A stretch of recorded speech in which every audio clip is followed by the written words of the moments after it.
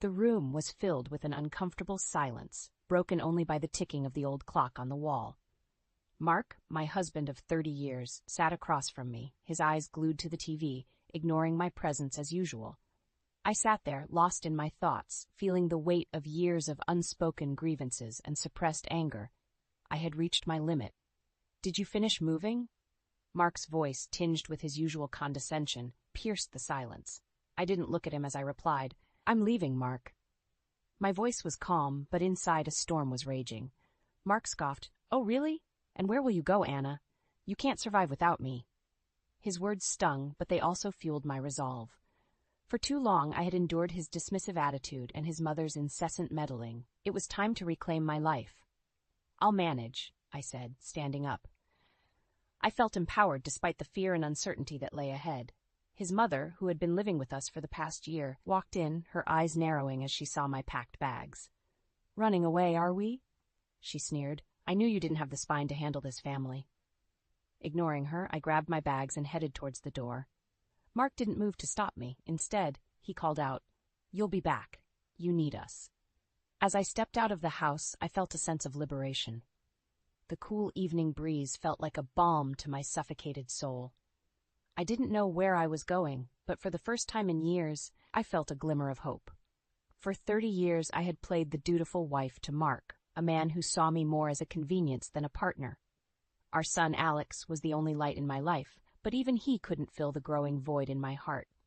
Mark's mother, with her constant criticisms and manipulations, only added to the toxicity of our home. I found a small apartment, modest but peaceful. It was my sanctuary, a place where I could breathe and think without judgment. In the following days, I ignored the barrage of calls and messages from Mark and his mother. They fluctuated between pleading and threats, but I was done listening. My coworkers at the library, where I had worked part-time for years, were supportive. They had seen the changes in me, the gradual loss of my spirit. Now, they witnessed my rebirth. One evening, as I was settling into my new routine, my phone rang. It was Alex. "Mom, are you okay?" His voice was laced with concern. "I am, Alex. Better than I've been in years," I replied, my voice steady. "I'm proud of you, Mom. Dad and Grandma, they're not taking it well. Dad's been drinking, and Grandma won't stop talking about how you've abandoned them." A pang of guilt hit me, but I pushed it away. "They'll manage, Alex. They need to learn to respect others." Alex was silent for a moment. "I'm glad you're finally thinking about yourself, Mom. Let me know if you need anything." As I hung up the phone, I realized this was just the beginning. Mark and his mother had underestimated me for years. It was time to show them that I was no longer the woman they thought they could control. My journey of self-discovery and revenge had just begun. In my small apartment, surrounded by the few belongings I had taken with me, I reflected on the past 30 years with Mark. Our marriage, once filled with promise, had slowly disintegrated into a shadow of what it could have been. It all started blissfully. Mark was charming and attentive, and we were young, full of dreams. But as the years passed, the charm faded, revealing a man more interested in his own needs than those of his family. When Alex was born, I thought it would bring us closer, but it only highlighted our differences. Mark's idea of parenting was providing financially, leaving the emotional nurturing to me. His mother, Eleanor, always hovered in the background, her criticism of my parenting a constant drone. "Anna, you're coddling the boy too much," Eleanor would say. "Mark never needed all this fuss." I endured her jibes, focusing on Alex, who grew up to be a thoughtful and independent young man, despite the tension at home. The turning point came when Eleanor moved in with us. Mark didn't even discuss it with me. I just came home one day to find her bags in the hallway. "My house is too lonely," she had said, a manipulative glint in her eye. Living with Eleanor was suffocating. She criticized everything from my cooking to the way I dressed. "Mark could have done so much better," she would often say within my earshot. But what truly broke me was discovering Mark's betrayal. I stumbled upon bank statements one day, revealing large withdrawals from our joint account, money used to fund Eleanor's gambling habit and Mark's secret indulgences. Confronting them led to heated arguments, with Mark always siding with his mother. "She's my mother, Anna. She needs this to cope with her loneliness," he would argue, dismissive of my concerns. The final straw came when I overheard a conversation between them, plotting to take control of the finances completely, reducing me to nothing but an occupant in their house. I knew then that I couldn't live in that shadow any longer. The day I left, I promised myself that they would one day understand the pain they had caused. My plan was simple yet effective. I would hit them where it hurt the most, their pride and their finances. I started by legally separating our finances, a move that shocked Mark. "What do you think you're doing?" he had yelled over the phone. "Protecting myself, something I should have done years ago," I replied, my voice calm but firm. Eleanor's reaction was even more dramatic. "You ungrateful wretch! After everything we've done for you," she screeched when she found out. But I was unmoved. The years of submission were over. I was playing by my own rules now, and this was just the beginning of their karma. The weeks following my financial independence were tumultuous.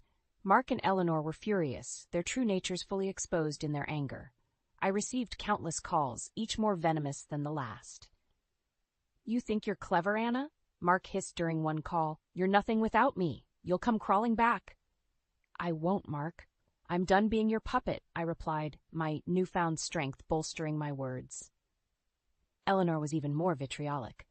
"You'll regret this, Anna. You've ruined our family." "There was no family to ruin, Eleanor. It was an illusion," I shot back. Despite their threats, I felt liberated. The fear that once controlled me had evaporated, replaced by a resolute desire for justice. It was time for them to face the consequences of their actions. I started by reaching out to old friends and acquaintances, sharing my story. The truth about Mark and Eleanor's manipulations and financial deceit quickly spread, tarnishing their reputations. Mark, who prided himself on his social standing, was appalled. "How could you do this to me?" he demanded during a rare face-to-face encounter. "You did this to yourself," I replied calmly. "I'm just shedding light on it." Eleanor, faced with the community's judgment, was equally distraught. "You've turned everyone against us. This is war, Anna." But I was no longer intimidated by her. "No, Eleanor, this is justice." I watched as their world crumbled. Mark's friends began to distance themselves, wary of his tarnished image. Eleanor's social circle, once a source of her pride, dwindled as the truth about her gambling and manipulation spread. But I didn't stop there. I knew their financial instability was their weakest point. With the help of a lawyer, I began the process of claiming my share of our joint assets, ensuring that Eleanor's gambling debts were exposed and Mark's mismanagement of our finances was brought to light. The court proceedings were grueling, but I stood my ground. Mark and Eleanor's attempts to discredit me fell flat, their lies and deceit no match for the truth. As the judge ruled in my favor, granting me a significant portion of our assets, I saw the defeat in Mark and Eleanor's eyes. It was more than just a legal victory. It was a moral one. "You've destroyed us, Anna," Mark said, a shadow of his former arrogant self. "No, Mark, you destroyed us long ago. I'm just picking up the pieces," I replied.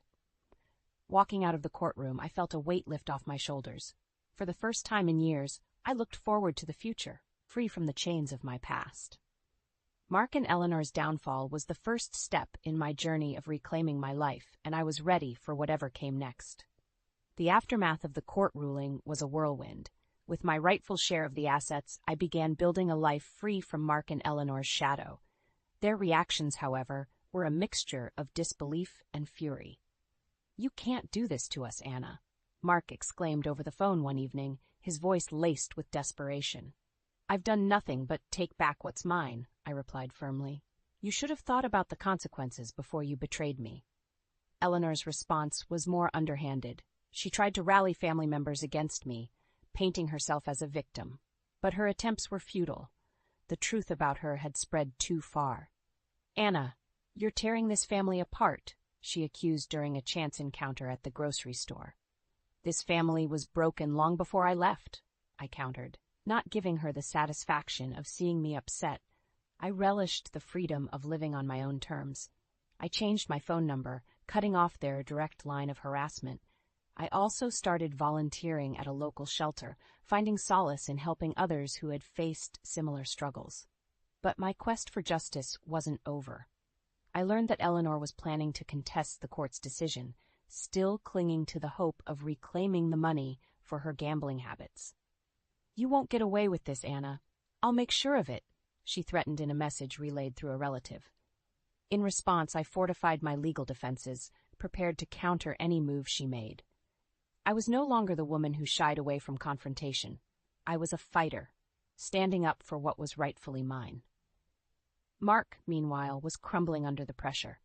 His once pristine image was now tarnished, and his career suffered as a result. The friends and connections he valued so much were now distancing themselves, unwilling to associate with a man caught in scandal. "You've ruined me, Anna," he lamented during a rare moment of reflection. "You ruined yourself, Mark. I just exposed the truth," I replied. As the weeks turned into months, I watched as their once secure world disintegrated. Eleanor's attempt to contest the court's decision failed miserably, leaving her financially and socially bankrupt. Mark's career continued its downward spiral, his reputation irreparably damaged. But despite their downfall, I felt no joy in their suffering. It was a necessary step in my journey, but it was not the end. I had reclaimed my independence and my dignity, but I was still healing from years of neglect and emotional abuse.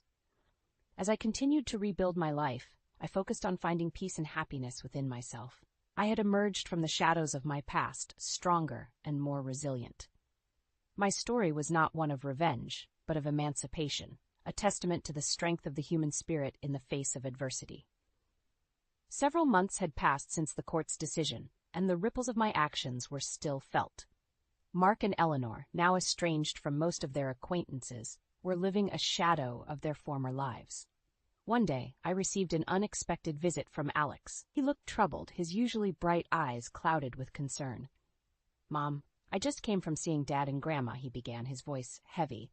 They're not doing well." I offered him a seat and a warm cup of tea. "Tell me what happened, Alex." He sighed deeply before continuing. "Dad's been let go from his job, his drinking, it's gotten worse. And Grandma, she's lost everything to gambling. They're selling the house." I listened, my heart aching for Alex. Despite everything, they were still his family. "Mom, did we go too far?" he asked, his voice barely above a whisper. "Alex, we stood up for what's right. They made their choices," I replied, my voice tinged with sadness.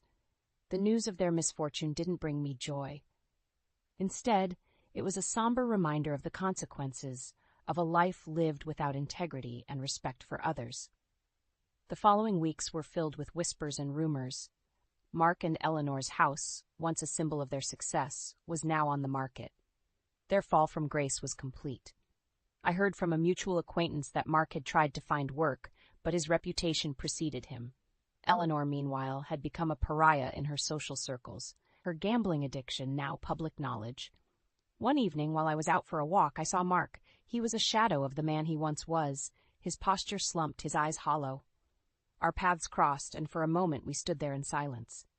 "Anna, he began, his voice cracking. "There's nothing to say, Mark," I interrupted. "You chose your path." He nodded slowly, a resigned look in his eyes. "I never thought it would come to this," he murmured. As I walked away, leaving Mark behind, I felt a sense of closure.